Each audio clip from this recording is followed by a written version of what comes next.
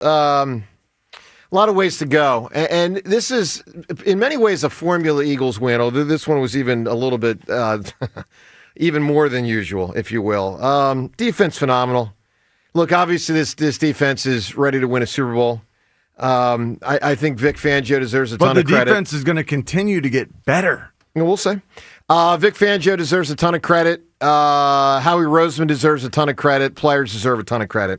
That was epic. And for 2 weeks in a row now, it now feels like the defense is back to last year. The problem is the offense stinks. And I'm gonna just say that word. Oh, this is such a ridiculous complaint. Well, everyone calm down. Well, let me yesterday, those conditions, throwing the football in that kind of wind and that sort of thing, that's really difficult to do. I do believe and you could see it. You could see it acted out from both sides. You could see it, but here's the deal, guys. The offense stinks. No, the offense is behind the defense. The offense stinks. No, the offense needs to play better, but the offense, does Detroit's offense stink? It did yesterday. No, but the Eagles' offense came in ranked 23rd in the league entering yesterday.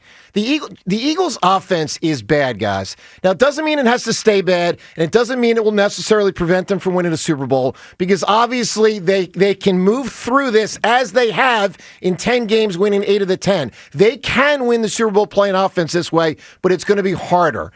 The offense stinks. Okay, it does. It stinks. It is almost impossible to throw the ball in those conditions, and you saw it from the other side. Did you pick up on that factor? But I've also seen 10 games. Come on. This is a professional defense from Detroit that's really good, too. Why is it? Do you think the offense Why is it, honest to God, why is it it's every week, holy cow, the offense can't do anything. The defense is saving us. Because it's brutal to watch. It's horrible. This group continues to grow every week. No. This group will continue to get better. Chris Collinsworth talked about the fact last night. He said something like, this defense, I can't wait to see what it looks like at the end of the year.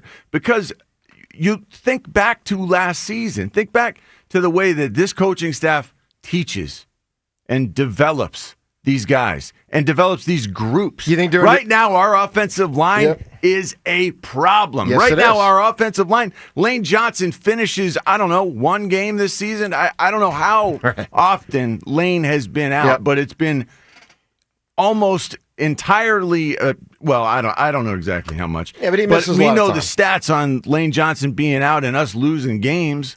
This year Lane Johnson has been out a ton. This year we fail to convert on a tush push because Cam Jurgens is out and Brett Toth can't do the tush push right. He can't leverage out the guy the way Cam Jurgens would. So we fail to convert on our own 30.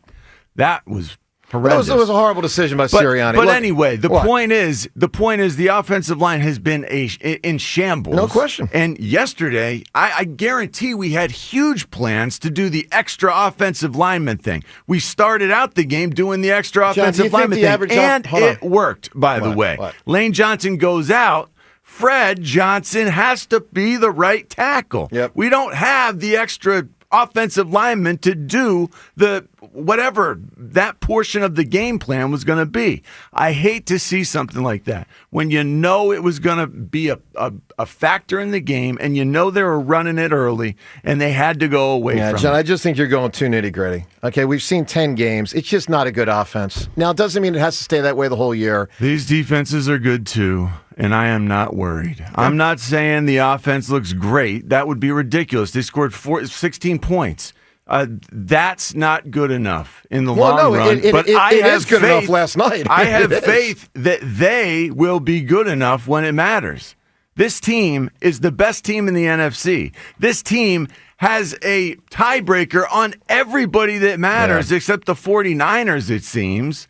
And we have complaints about how awful the offense is. The offense is going to be just fine, and it'll continue to get better. I promise. All right, we'll see. Look, I mean, you can weigh in 215-592-9494. What do you make of it? It just, for me, it's very frustrating to watch such an incredible disparity between what the defense puts out there and the offense. I agree with John. The weather last night was a factor. You could see it with both quarterbacks. There's no question. It's not just the quarterback. It's the guys catching the ball. Understand. It is almost. It is so tough. You're zoning in on that ball, and it's fluttering, and all of a sudden, instead of being here, it's behind you. Yeah. Now you could see that with both sets of receivers. I thought primarily the Lions receivers. I thought let Goff down more than the Eagles receivers let Hurts down. But it was a major factor. It's just frustrating that with this payroll and this talent, this is what you get. Like oftentimes. Now, the defense phenomenal. Sirianni, I don't know what the hell he was doing at the end. It's like, dude, you got to get it together, man. I mean, you really do. I mean, it's 2 weeks in a row for a good game manager, and he is a really, really, really good typical game manager. I'd say great. But, man, he has had some whoppers a couple weeks in a row. That was I don't know if I blame him. Stupid. It's the stupid. 30. Stupid. That's dumb. In that situation, stupid. If I'm a player, I'm saying, man, this guy has unbelievable faith in me. I love that about him. But that was dumb. It was dumb. That was too far. But, by the way, he was let down by his offensive line, like I said. Toth was in there at center, and but he's got to feel no push. He's got to feel that. I agree with you. I agree with you. He's 58 minutes into the game. He needs to figure out the fact that these replacement offensive linemen, it's hit and miss sometimes. Yeah, I saw. Look, there's a lot to go on here. I don't want anyone to misconstrue. Am I excited the Eagles are 8-2? I am. I just get aggravated that it so often feels like you got to take a shower after the game, and it's a shame because the defense right now it has done something that I did not think was possible, and that's gotten back to the level of last year. Now, the numbers at the end of the year aren't going to speak to last year, where last year they finished number 1 overall in the NFL. They're not going to. They were in too big a hole after the first 7 or 8 games. They're just not going to be able statistically to do that. But with the losses of all the players, one of whom was their choice, CJ essentially, but the rest, it was almost inevitable because you had to lose good players because you had too many. Right? You had too many good players in the salary cap world. You're going to lose a bunch. They did.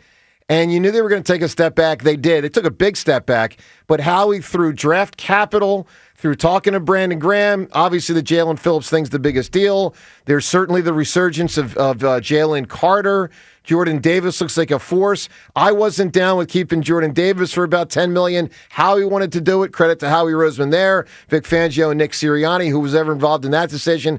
Look, that one obviously looks like it's working out. He's going to play his way into a big deal. Maybe it's here, maybe it's not. Now you get to the point where you say you hope it's here. Right, a lot of us 6-7 months ago were saying, I hope it's not here.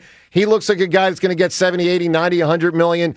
Nakobe Dean, to me, this is me. He's playing so amazing. I put him in the Zach Bond category instead of the Josh Sweat category. The Josh Sweat category was don't need him back. No doubt. The Zach Bond category was I need him back. That's where I'm at with Nakobe. I need him. Nakobe Dean is unbelievable. I love the guy. So, Nakobe Dean is so fast. I can't believe some of the covering he's doing out there of top receivers. Guys, 4-2 guys. It's just unbelievable. So the difference between... And then he's blasting. I know, dude, he strikes.